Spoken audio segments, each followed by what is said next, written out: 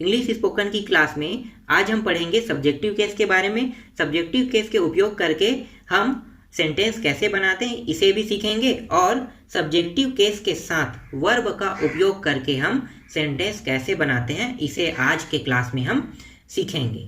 तो चलो शुरू करते हैं क्लास को। तो यहाँ पे आपको दिखाई दे रहा होगा कुछ सब्जेक्टिव केस। तो कौन कौन से सब्जेक्टिव केस है इसे हम देख लेते हैं। तो यहाँ पे देखो ये सब क्या है, ये सब के सब सब्जेक्टिव केस है। यहाँ पे आई है, आई का अर्थ होता है मैं। जब हम अपने आप को प्रेजेंट करेंगे तब उस समय आई का उपयोग करेंगे। और यहाँ पे देखो वी है, वी भी क्या है, सब्जेक्टिव केस है। वी का अर्थ होता है हम होता है। तो वी हम कब उपयोग करेंगे, जब हम अपने आप को प्रेजेंट करेंगे तब हम वी का भी उपयोग करेंगे। इसी तरह से यहाँ पे यू है, यू का मीनिंग होता है तुम होता है और आप होता है। तुम का उपयोग कब करेंगे और आप का उपयोग कब किया जाता है।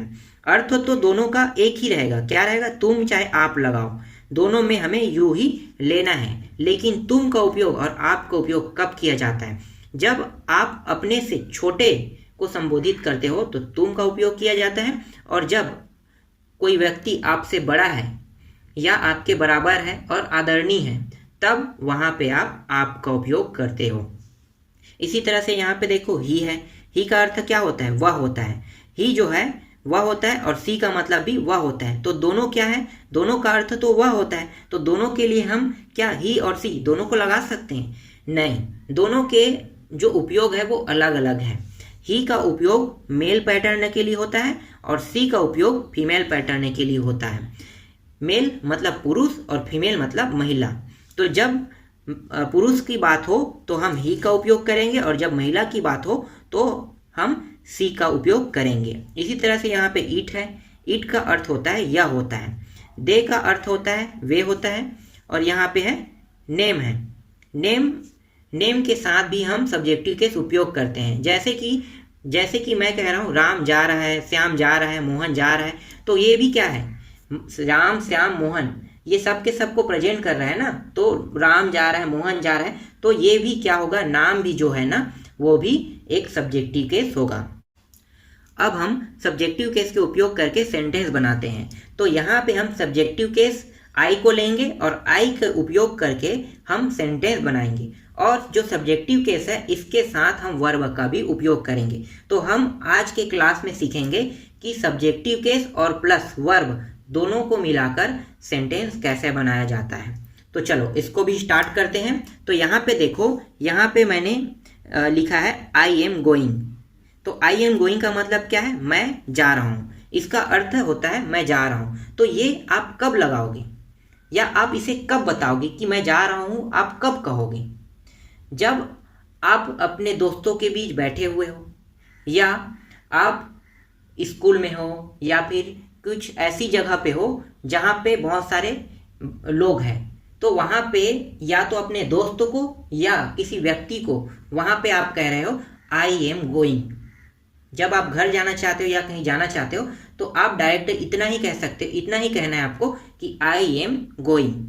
आप उसे बता रहे हो कि मैं जा रहा हूँ। क्या कहोगे उस समय, आई एम गोइंग। ये जितने भी मैं आपको सेंटेंस बता रहा हूँ ये सभी के सभी सेंटेंस आपको प्रैक्टिस करना है। ये सभी के सभी सेंटेंस प्रैक्टिस वाक्य है, मतलब प्रैक्टिस सेंटेंस है।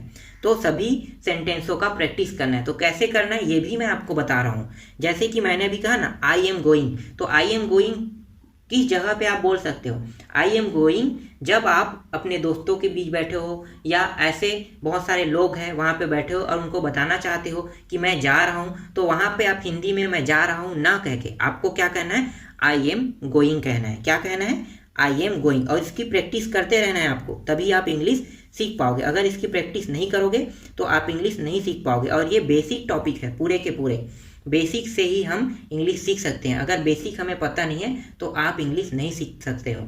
मैं आपको एक एग्जांपल देना चाहूँगा। अगर आप तैरना सीखना चाहते हो तो तैरने सीखने के लिए आप तैरने के लिए कहाँ कहाँ जा सकते हो? आप जा सकते हो नदी, तालाब या स्विमिंग पूल में तैरना सीखने के लिए जा सकते हो। तो तैरना सीखने के लिए क्या आप सीधे बीच में छलांग लगा दोगे? नहीं ना। अगर आप बीच में छलांग लगाते हो तो आप डूब जाओगे। क्यों? क्योंकि आपको तैरना नहीं आता है। तो आप क्या करोगे, बेसिक से सीखोगे ना। किनारे पे आप जाओगे, किनारे पे जाने के बाद वहाँ पे पहले पकड़ोगे, पकड़ने के बाद आप अपने सिर्फ पैरों से तैरना सीखोगे।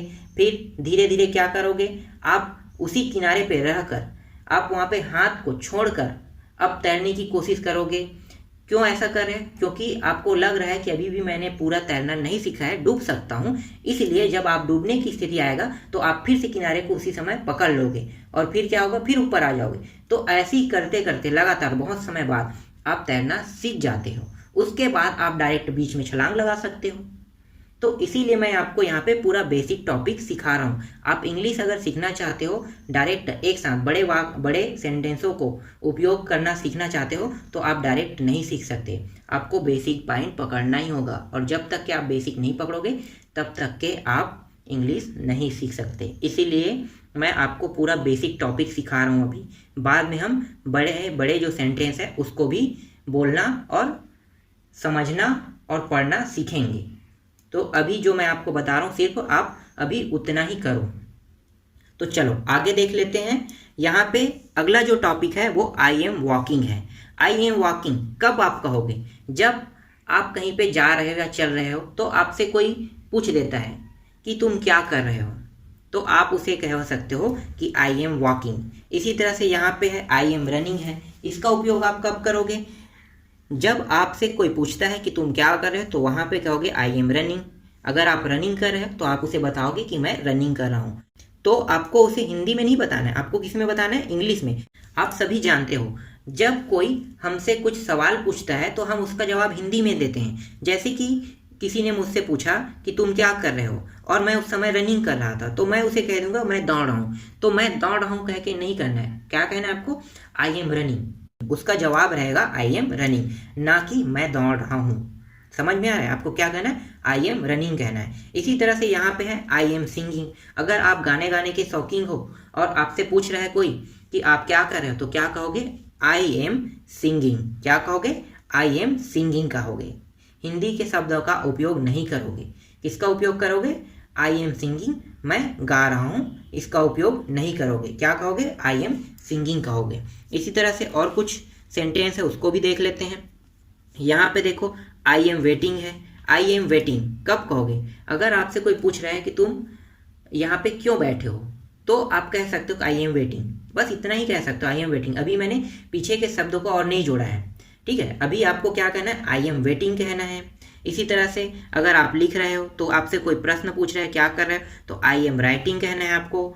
अगर आपसे कोई प्रश्न पूछ रहा है आप क्या कर रहे हो या आप क्या करने चाहते हो, तो आप यहाँ पे जवाब क्या कहोगे, आई एम थॉटिंग कहोगे। आई एम थॉटिंग, मैं सोच रहा हूँ। इसी तरह से और है, देखो यहाँ पे क्या है, I am coming. I am coming का उपयोग कब होता है, जब हम किसी से मोबाइल में बात करते हैं और मोबाइल में बात कर रहे हैं और वो मुझे बुला रहा है, तो आप हिंदी में कह देते हो मैं आ रहा हूँ।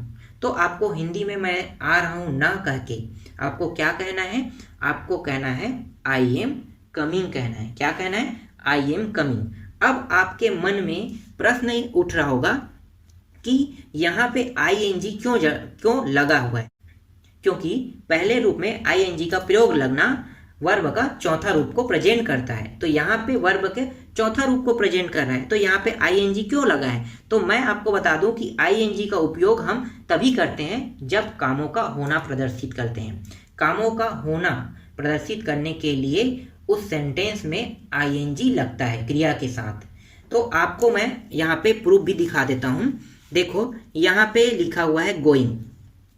गोइंग का अर्थ क्या होता है, जाना हो रहा है। तो ये जा रहा है मतलब जाना को प्रदर्शित कर रहा है, मतलब काम हो रहा है ना, तो जाना को प्रदर्शित कर रहा है मतलब होने को ही प्रदर्शित कर रहा है। तो यहाँ पे क्या लगा है, गोइंग लगा है। वॉकिंग है, ये भी काम होना को प्रदर्शित कर रहा है। वॉक मतलब चल रहा है, तो चलना को प्रदर्शित कर रहा है मतलब होना को ही प्रदर्शित कर रहा है, इसीलिए यहाँ पे वॉकिंग लगा है। यहाँ पे रनिंग है, रनिंग भी क्या है, होना को प्रदर्शित कर रहा है। सिंगिंग भी क्या है, होना को प्रदर्शित कर रहा है, क्योंकि वो गा रहा है तो मतलब हो ही रहा है वो, तो होना को प्रदर्शित कर रहा है। वेटिंग भी होना को प्रदर्शित कर रहा है, वो किसी का इंतजार कर रहा है मतलब होना को ही प्रदर्शित कर रहा है। ये राइटिंग है, राइटिंग भी होना को प्रदर्शित कर रहा है। थॉटिंग भी होना को प्रदर्शित कर रहा है। कमिंग भी होना को प्रदर्शित कर रहा है। इसीलिए यहाँ पे इस वर्ब में आईएनजी का प्रयोग हुआ है। अब आपके पास एक और सवाल होगा कि यहाँ पे हमने एम का प्रयोग क्यों किया है।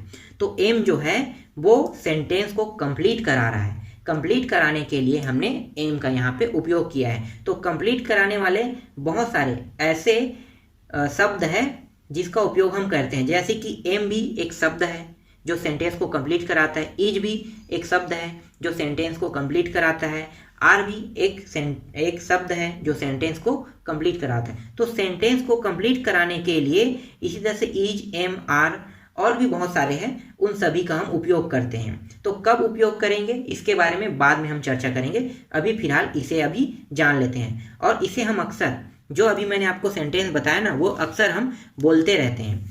किसमें बोलते हैं? हिंदी में। तो आपको हिंदी में नहीं बोलना है, इसे इंग्लिश में बोलना है, और ये हम अपने निजी जीवन में अक्सर उपयोग करते हैं। वही सेंटेंस मैं यहाँ पे लेके आया हूँ। तो यहाँ तक आपको समझ में आ गया कि आपको क्या कहना है। इस सेंटेंसों का आपको प्रैक्टिस करते रहना है। अब चलो और कुछ सेंटेंस देख लेते हैं। अब यहाँ पे देखो, अभी हमने वर्ब का चौथा फॉर्म के साथ किया था, अब हम यहाँ पे वर्ब का पहले फॉर्म के साथ सेंटेंस बनाएंगे। तो वर्ब के पहले फॉर्म के साथ सेंटेंस कैसे बनता है देख लेते हैं। जैसे कि यहाँ पे देखो, आई एम रिच, ठीक है, ये रिच जो है वो वर्ब का फर्स्ट फॉर्म है। तो आई एम रिच, इसका मतलब क्या है? मैं अमीर हूँ। क्या यहाँ पे होना को प्रदर्शित कर रहा है? क्या हम इसे रीचिंग कर सकते? नहीं। क्यों नहीं कर सकते रीचिंग? क्योंकि यहाँ पे होना को प्रदर्शित नहीं कर रहा है, वो तो पहले से ही अमीर है। मैं अमीर हूँ कह रहा है, मतलब वो अमीर है ही, होना को प्रदर्शित नहीं कर रहा है। इसीलिए यहाँ पे आई एम रिच आया है, इसीलिए यहाँ पे आई एम रिच आया है। और यहाँ पे देखो, यहाँ पे क्या है? आई एम हैप्पी, ठीक है, आई एम हैप्पी, मैं खुश हूँ। ये भी होना को प्रदर्शित किया है? नहीं, ये तो खुश दिखाई दे रहा है, मतलब ये होना को प्रदर्शित नहीं कर रहा है, इसीलिए यहाँ पे आईएनजी नहीं लगा है, इसीलिए यहाँ पे आईएनजी नहीं लगा है। ये क्या है? I am happy.